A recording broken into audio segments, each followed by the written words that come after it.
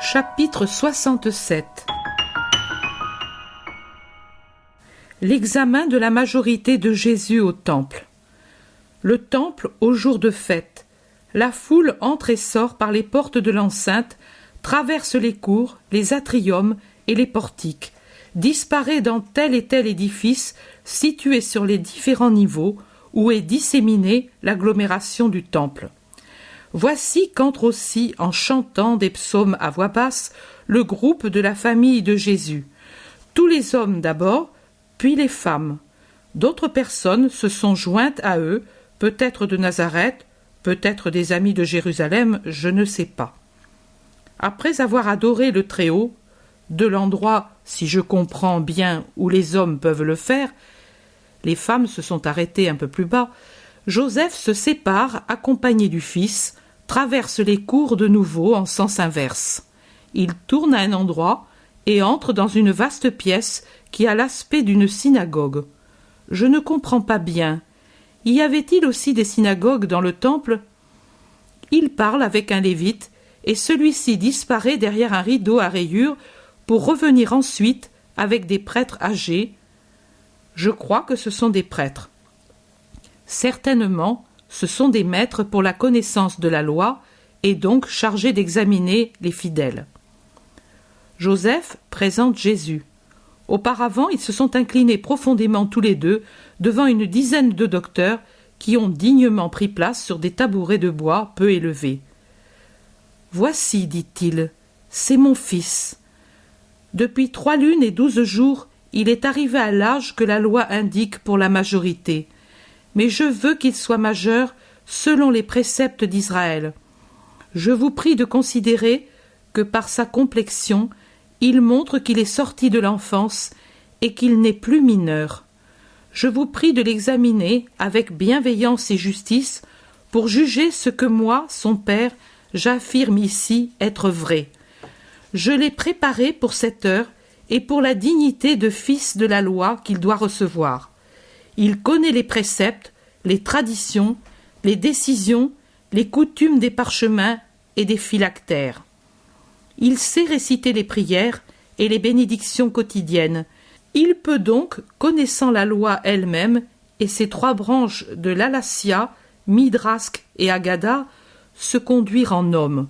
Pour ce motif, je désire être libéré de la responsabilité de ses actions et de ses péchés. À partir de maintenant, qu'il soit assujetti aux préceptes et prenne à son compte les peines pour les manquements à ceux-ci. Examinez-le. Nous allons le faire. Avance, enfant. Ton nom ? Jésus de Joseph de Nazareth. Nazaréen, tu sais donc lire ? Oui, Rabbi, je sais lire les paroles écrites et celles qui sont renfermées dans les paroles elles-mêmes. Que veux-tu dire ? Je veux dire que je comprends aussi le sens de l'allégorie ou du symbole qui se cache sous l'apparence, comme la perle qui ne se voit pas, mais qui se trouve dans la coquille grossière et fermée. Réponse qui n'est pas commune et qui est très sage. On entend rarement cela sur les lèvres d'un adulte, et puis chez un enfant, et nazaréen par-dessus le marché. L'attention des 10 s'est éveillée. Leurs yeux ne perdent pas un instant de vue le bel enfant blond qui les regarde, sûr de lui, sans effronterie, mais sans peur. Tu fais honneur à ton maître qui, assurément, est très savant. La sagesse de Dieu résidait dans son cœur juste. Mais écoutez, heureux es-tu, père d'un tel fils ? Joseph, qui est au fond de la salle, sourit et s'incline. On donne à Jésus 3 rouleaux différents en disant « Lis celui qui a un ruban doré ». Jésus ouvre le rouleau et lit. C'est le décalogue, mais après les premiers mots, un juge lui enlève le rouleau en disant « Continue par cœur ». Jésus parle avec tant d'assurance qu'on dirait qu'il lit. Chaque fois qu'il nomme le Seigneur, il s'incline profondément. « Qui t'a enseigné cela ? Pourquoi le fais-tu ? » Parce que saint est ce nom, et on le prononce avec des marques intérieures et extérieures de respect. Devant le roi, qui ne l'est que pour peu de temps, les sujets s'inclinent, et lui n'est que poussière.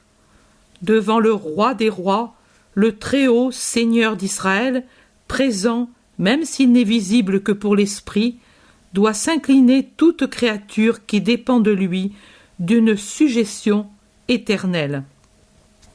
Bravo, homme, nous te conseillons de faire instruire ton fils par Hillel ou Gamaliel. C'est un Nazaréen, mais ses réponses font espérer qu'il sera un nouveau grand docteur. Le fils est majeur, il fera comme il voudra. Pour moi, si sa volonté est honnête, je ne m'y opposerai pas. Enfant, écoute, tu as dit « Souviens-toi de sanctifier les fêtes », mais non seulement pour toi, mais pour ton fils et ta fille, ton serviteur et ta servante, mais jusque pour les bêtes de somme, il est dit de ne pas travailler le jour du sabbat. Eh bien, dis-moi, si une poule pond un œuf, ou si une brebis a son agneau le jour du sabbat, sera-t-il permis d'utiliser le fruit de ses entrailles, ou bien faudra-t-il le considérer comme une chose abominable? Je sais que beaucoup de rabbins, le dernier, Siamé, et toujours vivant, affirment que l'œuf pondu le jour du sabbat n'a pas respecté le précepte. Mais je pense que autre est l'homme, autre est l'animal, ou qui accomplit un acte animal comme l'enfantement. Si j'oblige une bête de somme à travailler, je me charge de son péché, parce que je m'emploie à la faire travailler sous la menace du fouet. Mais si une poule pond l'œuf mûri dans son ovaire, ou si une brebis met bas le jour du sabbat, parce que le moment est venu que son agneau voit le jour, non, cette action n'est pas un péché, ni en soi, ni aux yeux de Dieu. Ni l'œuf et l'agneau qui arrivent le jour du sabbat ne sont entachés d'un péché. Pourquoi donc, si tout travail accompli durant le sabbat est un péché? Parce que la conception et la génération correspondent à la volonté de Dieu et sont réglées par des lois qu'il a données à toute créature. Or, la poule ne fait qu'obéir à cette loi qui prévoit qu'après un certain nombre d'heures de formation, l'œuf est complet et prêt pour la ponte. La brebis aussi ne fait qu'obéir à cette loi imposée par celui qui a tout fait. Le Créateur a réglé que 2 fois l'an, quand vient le sourire du printemps sur les prés fleuris, et quand les arbres perdent leurs feuilles, que le froid serre la poitrine de l'homme, les brebis obéissent à leur instinct pour donner ensuite, dans l'autre période, lait, viande et fromage nourrissant pour les mois les plus fatigants à cause des moissons ou les plus désolés à cause des gelées. Si donc une brebis donne le jour à un agneau quand l'heure est venue, son petit, on peut bien le regarder comme sacré, même pour l'autel, parce qu'il est le fruit de l'obéissance au Créateur. Pour moi, j'arrête l'examen. Sa sagesse étonnante surpasse celle des adultes. Non, il a dit aussi qu'il était capable de comprendre également les symboles. Écoutons-le. Qu'il dise d'abord un psaume, les bénédictions, les prières. Les préceptes aussi. Oui, dit les midrashios. Jésus énonce imperturbablement une litanie de ne pas faire ceci, ne pas faire cela. Si nous devions subir encore toutes ces restrictions, frondeurs que nous sommes, je vous assure qu'il n'y aurait plus personne de sauvé. Ça suffit. Ouvre le rouleau au ruban vert. Jésus ouvre et se met à lire. Plus loin, encore plus loin. Jésus obéit. Suffit, lis et explique s'il te semble qu'il y ait un symbole. Dans la parole sainte, c'est rarement qu'elle manque, et c'est nous qui ne savons pas le découvrir et en faire l'application.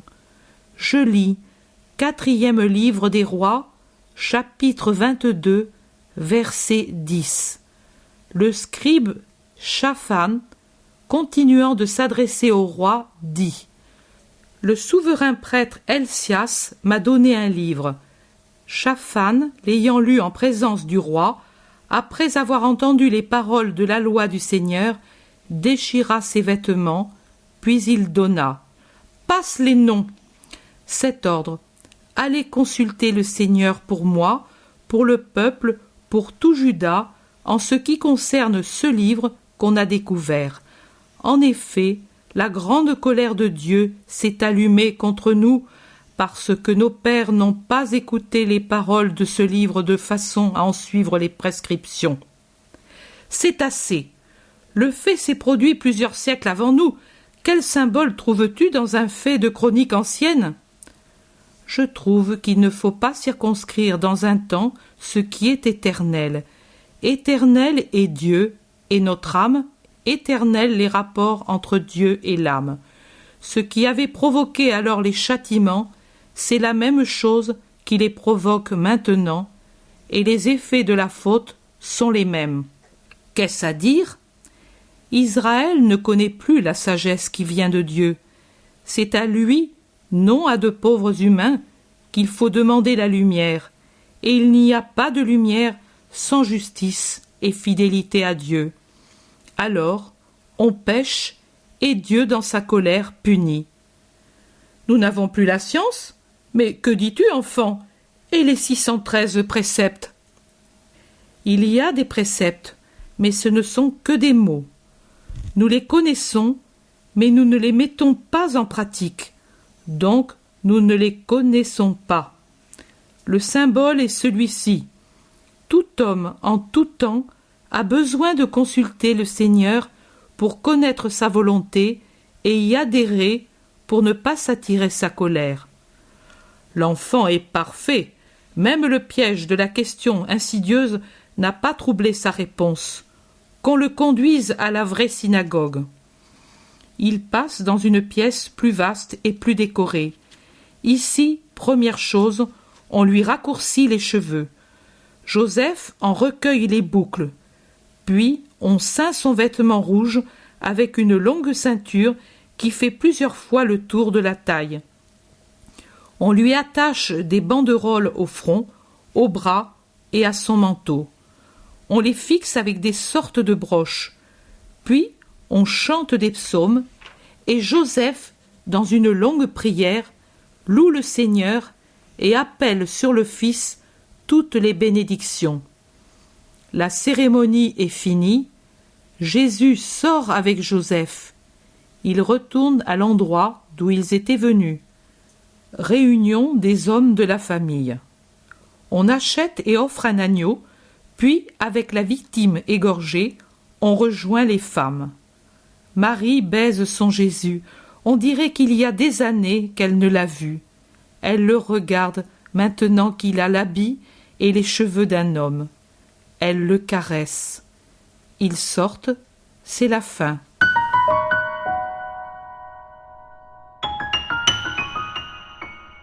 L'intérêt pour les écrits de Maria Valtorta ne cesse de grandir.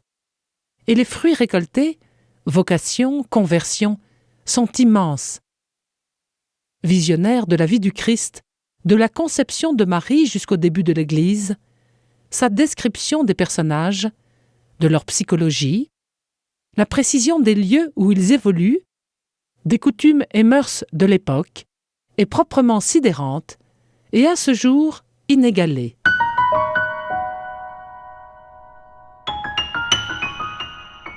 www.associationmariavaltorta.fr